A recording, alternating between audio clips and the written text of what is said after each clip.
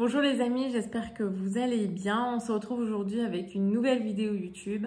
Donc les dernières vidéos ont été faites à ma façon dans le sens où j'ai pas suivi des stratégies particulières ou quoi, mais j'ai tourné des vidéos YouTube qui me ressemblaient en fonction de ma personnalité et j'ai vraiment adoré ça. Donc dorénavant, je pense tourner les vidéos YouTube comme cela. J'espère que ça vous a plu, j'espère que les vidéos vous plairont. En tout cas, n'hésitez pas à me faire un retour sur la façon dont je tourne mes vidéos YouTube. Ça me fera beaucoup plaisir justement d'avoir vos retours pour ensuite m'améliorer par la suite.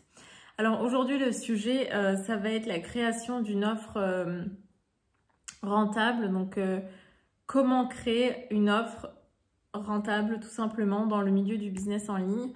Je vous ai décortiqué ça en nombreux piliers. Donc on commence tout de suite avec le pilier numéro 1 qui est répondre à un besoin existant et reconnu.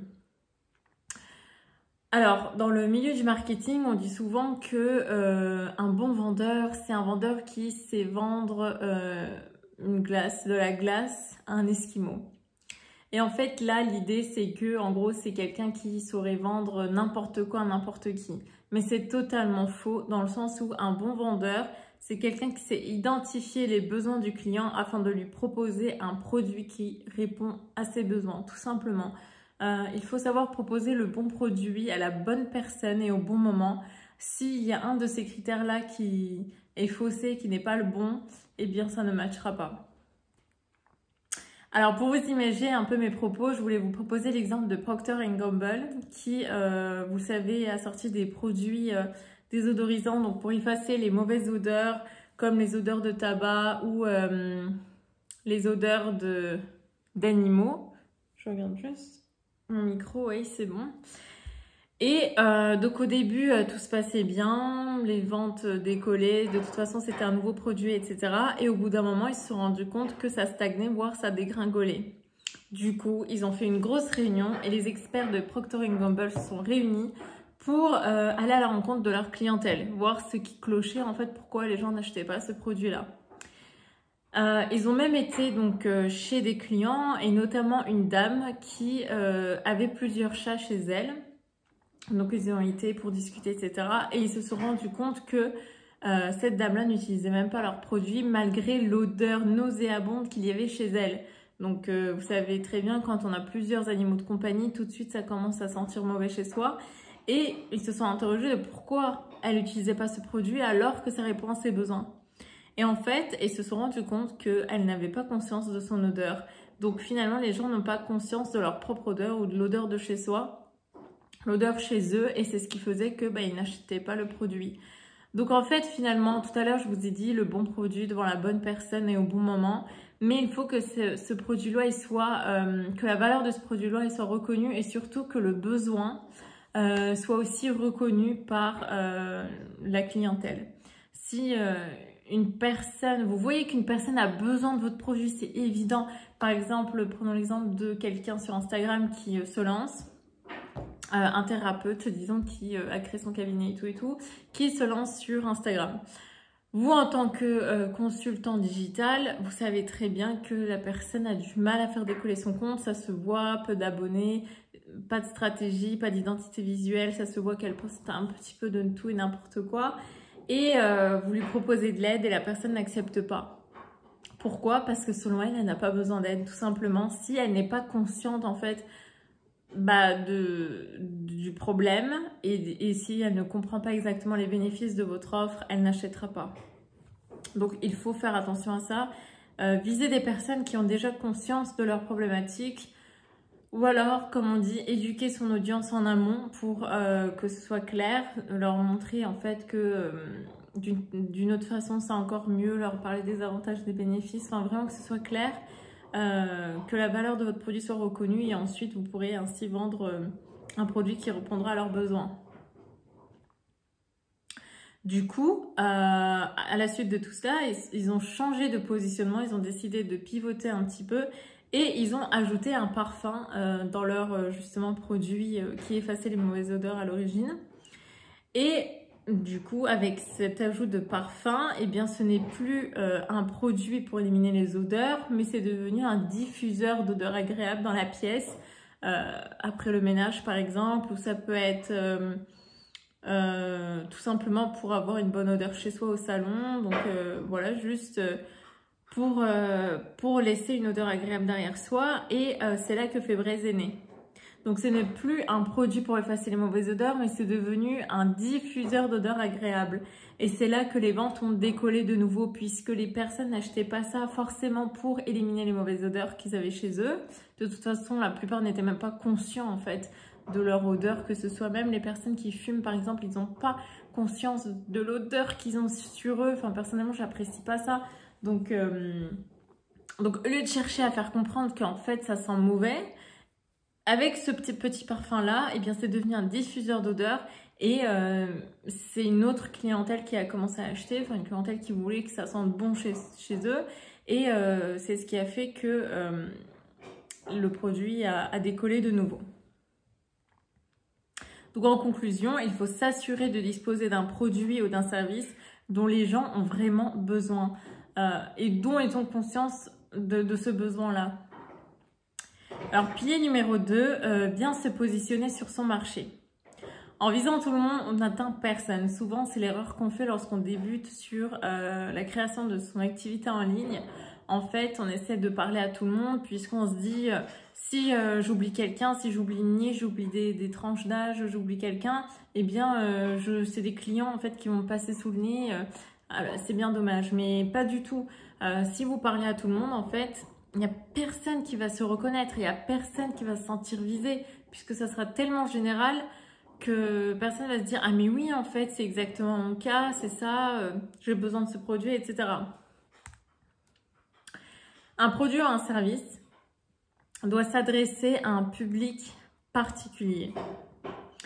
Prenons l'exemple du marché des eaux minérales, par exemple. Tout le monde boit de l'eau, on est d'accord. Donc là, vous allez me dire, le marché de l'eau, il doit viser tout le monde boit de l'eau, etc. Et quand on fait attention, eh bien non. Chaque eau est différente et chaque façon de faire la promotion d'une marque d'eau, chaque façon de communiquer d'une marque d'eau est différente. J'ai pris l'exemple de 3 marques de bouteilles d'eau. Donc, par exemple, Contrex, mon partenaire minceur. Donc, eux, leur promotion... ils la font pour cibler les jeunes femmes en fait qui veulent garder leur ligne, qui veulent maigrir. Voilà, en tout cas c'est pour les jeunes femmes. Perrier par exemple vise une clientèle élitiste qui a envie de faire la fête. Perrier c'est un peu le champagne version eau sur les tables. Hein. C'est assez festif comme eau. Et Evian par exemple mise sur la jeunesse. Les bébés par exemple consomment beaucoup d'Evian. Les nouveau-nés, les parents donnent beaucoup d'Evian aux bébés, etc. Donc voilà, leur communication est axée sur tout la jeunesse. Donc finalement, on se rend compte que quand on cible une certaine clientèle, eh bien les messages derrière, la communication derrière devient beaucoup plus pertinente. Vous savez exactement comment communiquer, vous savez quel canal d'acquisition, quel canal de communication utiliser. Je m'excuse par avance. Il y a une chienne adorable à mes côtés. Et donc, vous savez exactement comment communiquer, quel réseau social utiliser, quel message adopter, quel avantage et bénéfices mettre en avant. Donc, ça va être en fonction de votre cible. Donc, d'où l'importance de bien délimiter tout ça et de ne pas viser tout le monde. Je vous donne un autre exemple. Disons que vous êtes une marque de grande consommation et que vous cherchez un photographe pour photographier vos cookies. Il y a 2 personnes qui se présentent à l'entretien. Une photographe spécialisée dans la mise en avant de produits. Donc elle, c'est son métier, prendre des photos de produits alimentaires. Et une photographe qui fait un petit peu de tout. Hop. Elle sait faire des photos, mais c'est assez généraliste. Elle fait un petit peu de tout, voilà. Donc, le premier photographe va proposer une solution précise à un besoin précis. Donc, vous avez besoin de prendre en photo des produits alimentaires et elle est spécialisée dans ça. Donc, son positionnement est clair. Et la deuxième personne, pour le coup, n'a pas de positionnement clair. Donc, en conclusion, pour qu'une offre soit irrésistible, il est important de faire comprendre au client qu'elle est faite pour répondre précisément à ses besoins. Comme ça, la personne va se sentir visée et tout de suite, elle va choisir le bon produit. pour l'histoire des photographes, en tant que, voilà, comme on disait, personne qui souhaite prendre en photo ses cookies, personnellement, j'aurais choisi l'experte qui s'y connaît en photographie, mais concernant les produits et pas quelqu'un qui fait un peu de tout approximativement. Alors, pilier numéro 3, définir une promesse. Donc, les caractéristiques de tes produits ou tes services importent peu en soi. Et il ne faut pas chercher à décrire ce qu'on vend. Souvent, quand on débute et qu'on crée ses premières formations, ses premiers produits en ligne, ce qu'on fait, c'est qu'on fait un petit peu en mode catalogue, un peu, voilà, on cite ce qu'il y a dedans, il y a telle chose, tel bonus, telle garantie, machin, machin. Mais c'est pas ce qui va faire passer à l'action vos prospects pour qu'ils puissent devenir clients. Il faut pas faire une liste de courses, quoi. Il faut avant tout mettre en avant les bénéfices, mais les bénéfices qui vont parler à votre client idéal, qui va répondre aux besoins de votre client idéal, puisque selon les besoins, on ne va pas mettre en avant les mêmes bénéfices. Au niveau des coachs sportifs, s'il y a un coach sportif qui accompagne les femmes qui sont enceintes, il ne va pas mettre en avant les mêmes bénéfices qu'un autre coach sportif qui accompagne les personnes qui ont des troubles du comportement alimentaire. Ce ne sera pas les mêmes bénéfices, les mêmes avantages, puisque ça ne répondra pas aux mêmes besoins. Il y a plusieurs types de consommateurs iPhone. Donc, pour vous illustrer un petit peu tout ça, il y a deux types de consommateurs. Il y a ceux qui utilisent l'iPhone pour sa facilité d'utilisation, puisque faut dire ce qui est, les produits Apple sont tellement simples d'utilisation. Donc voilà, pour le coup, là, c'est une motivation rationnelle. C'est pour avoir un petit peu plus de facilité, de confort au niveau d'utilisation de son iPhone. Et un autre type de consommateur sont les personnes qui achètent un iPhone, enfin un produit Apple du moins, pour la réputation, le prestige, affirmer son identité, montrer qu'on fait partie d'une catégorie de personnes voilà, qui a les moyens de s'offrir un iPhone. Donc, en fonction donc, des consommateurs, à vous de mettre en avant les bénéfices attendus, puisque pour le coup, les personnes qui ont une motivation rationnelle s'en fichent entre guillemets de la réputation et du prestige, parce que pour eux, c'est l'utilisation du produit en elle-même, du produit en lui-même, pardon, qui compte, alors que pour l'autre catégorie de personnes, c'est plutôt la réputation qui va passer avant même l'utilisation du produit en question. Donc en conclusion, attention à ne pas promettre plus de bénéfices que tu ne peux en délivrer, tu risques de générer de l'insatisfaction. C'est vrai qu'au début, lorsqu'on crée nos premiers produits en ligne, on a tendance à promettre plein de choses, alors que il faut faire attention dans le sens où si on promet des choses et on n'arrive pas à les tenir derrière, eh bien la réputation en fait qu'on va avoir, ça va pas être possible. Les personnes ne rachèteront plus chez nous et c'est pas du tout professionnel pour le coup. Pilier numéro 4, lever les freins à l'achat. Alors, acheter reste un axe complexe que toutes sortes d'obstacles sont susceptibles de menacer. Donc, vous allez avoir des obstacles, que ce soit des objections de la part du client ou des obstacles techniques. Donc, du coup, l'objectif, ça va être quoi? Ça va être de rendre l'achat facile, que tout soit optimisé au mieux. Sur Internet, on le sait, que la moindre défaillance lors d'un achat peut faire échouer la vente. Ça va être un formulaire trop long à remplir. Disons que vous mettez en place un Google Form pour récolter un maximum de ressources sur votre cible. Eh bien, si le formulaire est trop long, les gens ne vont jamais aller jusqu'à la fin.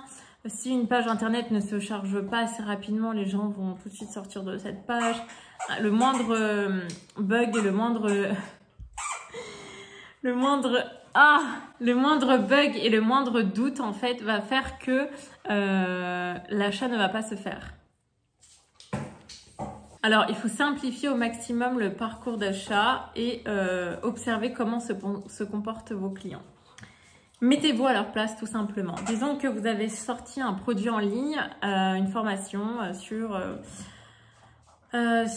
l'utilisation d'Instagram. J'ai ça qui me vient tout de suite là en tête. Eh bien, mettez-vous à leur place. Quels sont les obstacles rencontrés? Quelles sont les difficultés qu'ils peuvent avoir? Réfléchissez à vous au début, lorsque vous vous êtes mis à Instagram, au tout début, lorsque vous n'aviez pas toutes les compétences que vous avez aujourd'hui. Réfléchissez aux questionnements que vous pouvez avoir. Au niveau du parcours utilisateur, l'expérience utilisateur, mettez-vous à leur place. Comment est-ce que ils vont acheter votre produit finalement? Ça se passe comment sur Internet? Il y a un formulaire à remplir, c'est sur un site Internet. Et essayez de suivre le parcours que vos clients vont suivre. Donc pour voir si tout est OK, tout se fait naturellement, il n'y a pas de bug, pas de questionnement, rien de bizarre ou quoi. Alors même si ce n'est pas vrai, il faut se dire que nos clients sont des feignants et qu'ils ne feront aucun effort pour réaliser leurs achats s'ils rencontrent un problème. C'est pourquoi il faut simplifier au maximum le processus et c'est la même chose sur nous finalement quand on y pense, quand on fait un achat en ligne. Eh bien, si il y a un doute, s'il y a un doute, on n'achète pas le produit. Donc je disais, au niveau des freins psychologiques, une offre irrésistible ne doit pas laisser la place à aucune objection, c'est-à-dire qu'il va falloir vous préparer aux objections. Vous allez forcément en avoir et à vous de les préparer pour ne pas rester bouche bée le jour J quand ça va vous arriver, que ce soit au niveau du prix, que ce soit au niveau de l'accompagnement en question. Vous allez en avoir, donc il faut laisser aucune place à aucune objection. Donc en conclusion, simplifier au maximum et anticiper les besoins du client pour conclure un achat. Voilà, donc on arrive maintenant à la fin de cette vidéo. J'espère qu'elle vous aura plu. J'espère que vous avez pu noter les piliers à adopter pour créer une offre rentable. J'en profite également pour vous annoncer que mon accompagnement Reveal, donc sur plusieurs mois, rouvre bientôt les portes. Reveal, qu'est-ce que c'est? C'est un accompagnement unique qui regroupe l'introspection avec le business pour vous aider à créer un business aligné avec votre personnalité et vos valeurs. Donc si jamais ça vous intéresse et que vous souhaitiez candidater à ce programme, je vous invite à cliquer dans le lien juste en dessous de la vidéo. Sur ce, je vous souhaite beaucoup de succès et je vous dis à très vite dans une prochaine vidéo.